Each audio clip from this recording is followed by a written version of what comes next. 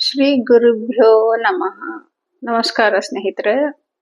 ಶ್ರೀ ವಾದಿರಾಜ ಗುರು ಸಾರ್ವಭೌಮರಿಂದ ರಚಿತವಾದ ಲಕ್ಷ್ಮೀ ಶೋಭಾನೆ ಅನ್ನುವ ಕೃತಿಯ ಎಲ್ಲ ಪದ್ಯಗಳದ್ದು ಅರ್ಥವನ್ನು ನೋಡ್ತಾ ಬರ್ತಾ ಇದ್ದೀವಿ. ಇಷ್ಟರ ತನಕ ನಾವು 80 ಪದ್ಯಗಳ ಅರ್ಥವನ್ನು ನೋಡಿದ್ದೀವಿ. ಇವತ್ತು 81ರಿಂದ 85 ತನಕ ಪದ್ಯಗಳ ಅರ್ಥವನ್ನು ನೋಡೋಣ. ಲಕ್ಷ್ಮೀ ದೇವಿ ಕ್ಷೀರಸಾಗರದಿಂದ ಎದ್ದು ಬಂದಿದ್ದಾರೆ. ವರಮಾಲೆ ಹಿಡ್ಕೊಂಡು ಬಂದು ಪರಮಾತ್ಮನಿಗೆ ವರಮಾಲೆ ಹಾಕಿದ್ದಾರೆ. ಅವರಿಬ್ಬರು ಪರಸ್ಪರವಾಗಿ ಶೋಭನದ ಅಕ್ಷತೆಗಳು ಹಾಕೊಂಡಿದ್ದಾರೆ. ಇವಾಗ ದೇವತಾ ಮುತ್ತೈದೆಯರೆಲ್ಲ ಅಂದ್ರೆ ಸರಸ್ವತಿ ದೇವಿ, ಪಾರ್ವತಿ ದೇವಿ, ಸಚಿ ದೇವಿ, ಇವರೆಲ್ಲ ಭಾರತೀ ದೇವಿ, ಇವರೆಲ್ಲ ಪರಮಾತ್ಮನನ್ನು ನವರತ್ನ ಖಚಿತವಾದ ವೇದಿಕೆಗೆ ಬರಕ್ಕೆ ಪ್ರಾರ್ಥನೆ ಮಾಡ್ತಾ ಇದ್ದಾರೆ. ಹಿಂದಿನ ಕೆಲವು ಪದ್ಯಗಳಲ್ಲಿ ಕೂಡ ನಾವು ಇದನ್ನೇ ನೋಡಿದ್ದೀವಿ. ಇವಾಗ ಕೂಡ ಮುಂದುವರಿತಾ ಇದೆ. ಅವರು ವೇದಿಕೆಗೆ ಬರಕ್ಕೆ ಪರಮಾತ್ಮನನ್ನು ಆಹ್ವಾನ ಮಾಡ್ತಾ ಇರೋದನ್ನು.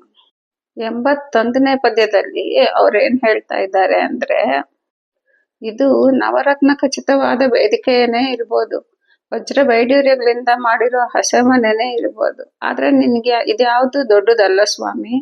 ನೀನ್ ಎಂತ ಕಡೆ ಇರೋನು ಅಂತಂದ್ರೆ ನಮ್ ಬಗ್ಗೆನೆ ಹೇಳ್ತಾ ಇದ್ದಾರೆ ಅವರು. ಚೇತನಗಳಲ್ಲಿ ಚಿನ್ಮಯ ರೂಪಿ ಭಗವಂತ ಇರ್ತಾನಂತೆ.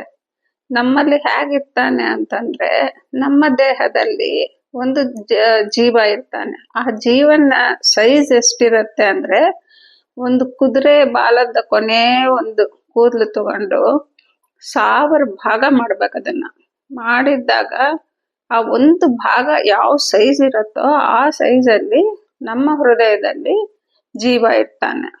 ಸೊ ಆ ಜೀವನಿಗೂ ಕೈ ಕಾಲು ಮುಖ ಎಲ್ಲ ಇರತ್ತೆ, ಒಂದು ಹೃದಯ ಅದೆಲ್ಲ ಇರುತ್ತೆ.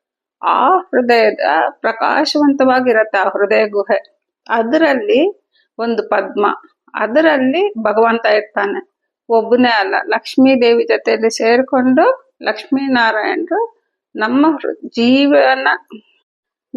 ಜೀವಿಯ ಹೃದಯ ಗುಹೆಯಲ್ಲಿ ವಾಸ ಇರ್ತಾನೆ ಪರಮಾತ್ಮ. ಅದನ್ನು ಹೇಳ್ತಾ ಇದ್ದಾರೆ ಈ ದೇವತಾ ಮುತ್ತೈದೆಯರೆಲ್ಲರೂ.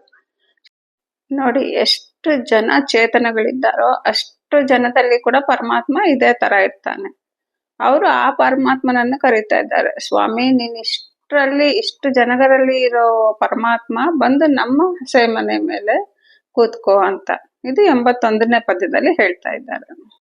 82ನೇ ಪದ್ಯದಲ್ಲಿ ಈ ಮುತ್ತೈದರು ಏನ್ ಹೇಳ್ತಾ ಇದ್ದಾರೆ ಭಗವಂತನಿಗೆ ಅಂದ್ರೆ, ಸ್ವಾಮಿ ದೇವತೆಗಳಿಗೋಸ್ಕರನೇ ನೀನ್ ನಾನಾ ಅವತಾರಗಳನ್ನ ತಾಳಿದ್ದಿ, ನಮ್ಗೆಲ್ಲ ಸಂತೋಷ ಆಗ್ಲಿ, ನಮ್ ಕಷ್ಟಗಳೆಲ್ಲ ಪರಿಹಾರ ಆಗ್ಲಿ ಅಂತ ಓ ಪರಮಾತ್ಮ, ನಿಂದು ಕರುಣೆ ಹೇಳಲೇ ಅಸಾಧ್ಯ.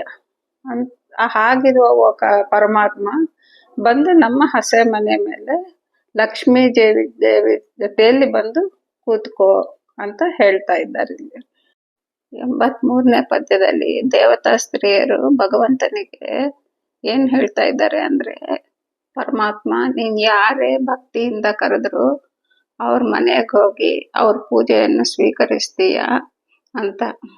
ಈ ಪದ್ಯದಲ್ಲಿ ಬ್ರಹ್ಮದೇವರ ಸತ್ಯಲೋಕಕ್ಕೆ ಹೋಗಿ ಬ್ರಹ್ಮದೇವರು ಸರಸ್ವತಿ ದೇವಿಯಿಂದ ಪೂಜೆ ತಗೊಂಡಿರೋದನ್ನ ಸ್ವೀಕರಿಸಿರೋದನ್ನ ಹೇಳ್ತಾ ಇದ್ದಾರೆ.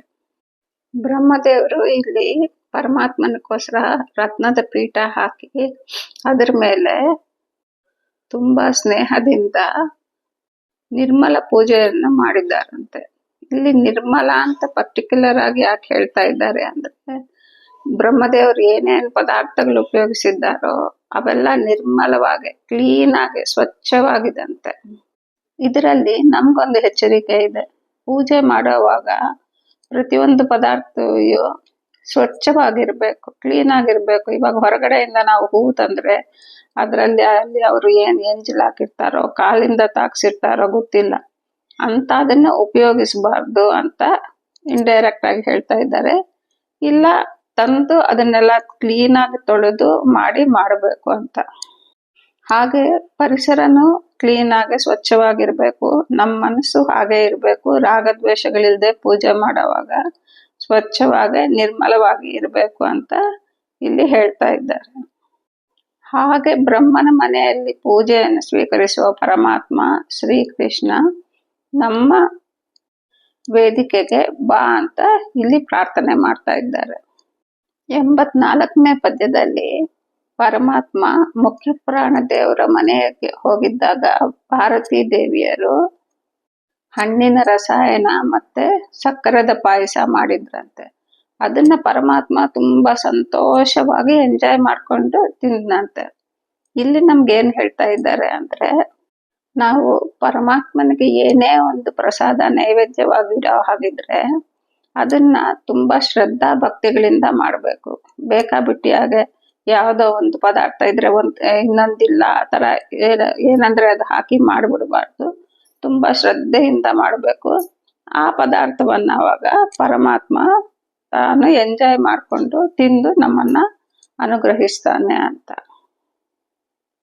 ಅದಲ್ಲದೆ ಇಲ್ಲಿ ಇನ್ನೊಂದು ಮಾತು ಹೇಳ್ತಾ ಇದ್ದಾರೆ, ರಕ್ಕಸ ವೈರಿ ಬಾ ಅಂತ. ರಾಕ್ಷಸರಿಗೆ ವೈರಿ ಪರಮಾತ್ಮ ಯಾವಾಗ್ಲೂ ಕೆಟ್ಟವ್ರನ್ನ ಶತ್ರುವರಾಗೆ ನೋಡ್ತಾನೆ. ಅಂತ ಒಂದು ಪರಮಾತ್ಮ ನಮ್ಮ ಹಸೆ ಮನೆಗೆ ಬಾ ಅಂತ ಆ ಮುತ್ತೈದೆಯವರು ಕರೀತಾ ಇದ್ದಾರೆ ಈ ಪದ್ಯದಲ್ಲಿ. 85ನೇ ಪದ್ಯದಲ್ಲಿ ಪರಮಾತ್ಮ ರುದ್ರದೇವರ ಮನೆಗೆ ಹೋಗಿದ್ದಾಗ ರುದ್ರಾಣಿ ದೇವಿ ಅಂದ್ರೆ ಅನ್ನಪೂರ್ಣ ದೇವಿ ಹೇಗೆಲ್ಲ ಅಡಿಗೆಗಳು ಮಾಡಿ ಪರಮಾತ್ಮನಿಗೆ ಬಡಿಸಿದ್ಲು ಅನ್ನೋದನ್ನ ಹೇಳ್ತಾ ಇದ್ದಾರೆ. ರುದ್ರಾಣಿ ದೇವಿ ಒಂದು ಭದ್ರದ ಮಂಟಪವನ್ನು ಮಾಡಿಸಿದ್ಲಂತೆ. ಭದ್ರದ ಮಂಟಪ ಅಂದ್ರೆ ಅಷ್ಟು ಸುಂದರವಾಗಿರೋ ಒಂದು ಮಂಟಪವನ್ನು ಮಾಡಿಸಿ ಅದರಲ್ಲಿ ಪರಮಾತ್ಮನನ್ನು ಕೂಡಿಸಿ ಬಗೆಯಾದ ಅಡಿಗೆಗಳನ್ನ ಮಾಡಿ ಬಡಿಸಿದ್ಲಂತೆ. ಇಲ್ಲಿ ಅನ್ನಪೂರ್ಣ ದೇವಿ ಬಗ್ಗೆ ಹೇಳ್ತಾ ಇದ್ದಾರೆ ನೋಡಿ. ಅನ್ನಪೂರ್ಣ ದೇವಿ ನಮ್ಗೆ ಒಂದು ತಾಯಿಯಾಗೆ ನಮ್ಗೆಲ್ಲರಿಗೂ ಪ್ರತಿಯೊಬ್ಬರಿಗೂ ಎಲ್ಲ ಊಟ ತಿಂಡಿಗಳು ನಮ್ಗೆ ಸಿಗೋ ಹಾಗೆ ಮಾಡ್ತಾಳೆ. ಅದು ತುಂಬಾ ಅಕ್ಕರೆಯಿಂದ ತಾಯಿ ಸ್ಥಾನದಲ್ಲಿದ್ದು ಮಾಡ್ತಾಳೆ. ಅಂತ ಅನ್ನಪೂರ್ಣ ದೇವಿ ಪರಮಾತ್ಮನಿಗೆ ಒಂದು ಊಟ ಹಾಕ್ಬೇಕು ಅಂದ್ರೆ ಇನ್ನೆಷ್ಟು ಕೇರ್ ತಗೊಂಡಿರ್ಬಾರ್ದು. ಅದನ್ನ ಇಲ್ಲಿ ಹೇಳ್ತಾ ಇದ್ದಾರೆ ಆ ಮುತ್ತೈದೆಯವರು. ಅನ್ನಪೂರ್ಣ ದೇವಿ ಬಗೆಯಾದ ಅಡಿಗೆಗಳನ್ನೆಲ್ಲ ಮಾಡಿ ನಿನ್ಗೆ ಕೊಟ್ಟು ತಾನು ಸಂತೋಷ ಪಟ್ಲು ಅಂತ. ಅದನ್ನ ನೀನ್ ತಿಂದು ಆ ದೇವಿಗೆ ಅನುಗ್ರಹ ಮಾಡಿದಿ ಅಂತ. ಅಂತ ಒಂದು ಮುದ್ದು ನರಸಿಂಹ ಹಸೆ ಮನೆಗ್ ಬಾ ಅಂತ ಕರೀತಾ ಇದ್ದಾರೆ ನೋಡಿ. ನರಸಿಂಹ ದೇವರು ಅಂದ್ರೆ ನಾವೆಲ್ಲರೂ ಏನ್ ಅನ್ಕೊಂತೀವಿ, ತುಂಬಾ ರೌದ್ರಾಕಾರ ಅನ್ಕೊಂತೀವಿ. ಆದ್ರೆ ಅಲ್ಲ ಅಂತ ಇಲ್ಲಿ ವಾದಿರಾಜರು ಹೇಳ್ತಾ ಇದ್ದಾರೆ. ಮುದ್ದು ನರಸಿಂಹ ಅಂತ ಇದ್ದಾರೆ. ನಾವು ಮುದ್ದು ಕೃಷ್ಣ ಅಂತೀವಿ ಅಲ್ವಾ, ಕೃಷ್ಣ ಮುದ್ದಾಗಿರ್ತಾನೆ ಅಂತ. ಬಟ್ ನರಸಿಂಹನ್ ಯಾಕೆ ಆ ತರ ಹೇಳ್ತಾ ಇದ್ದಾರೆ ಅಂತಂದ್ರೆ, ನರಸಿಂಹ ದೇವರು ಎಲ್ಲಾರ್ಗು ಏನ್ ರೌದ್ರಾಕಾರದಲ್ಲಿ ಇರಲ್ಲ. ಯಾರು ಕೆಟ್ಟವರು ಅವ್ರಿಗೆ ಮಾತ್ರನೇ ರೌದ್ರಾಕಾರದಲ್ಲಿ ಇರ್ತಾರೆ. ಮಿಕ್ಕಿದ್ದವ್ರಿಗೆಲ್ಲ ಶಾಂತ ಸ್ವರೂಪರಾಗಿರ್ತಾರೆ. ಹಾಗಾಗಿ ವಾದಿರಾಜರಲ್ಲಿ ಮುದ್ದು ನರಸಿಂಹ ಅಂತ ಇದ್ದಾರೆ. ಅಂತ ಒಂದು ಮುದ್ದು ನರಸಿಂಹ ನಮ್ಮ ಹಸೆ ಮನೆಗ್ ಬಾ ಅಂತ ಆ ಮುತ್ತೈದೆಯವರು ಕರೀತಾ ಇದ್ದಾರೆ. ಇವತ್ತಿಗೆ 85 ಪದ್ಯಗಳ ಅರ್ಥವನ್ನು ನಾವು ನೋಡಿದ್ದೀವಿ ಸ್ನೇಹಿತರೆ.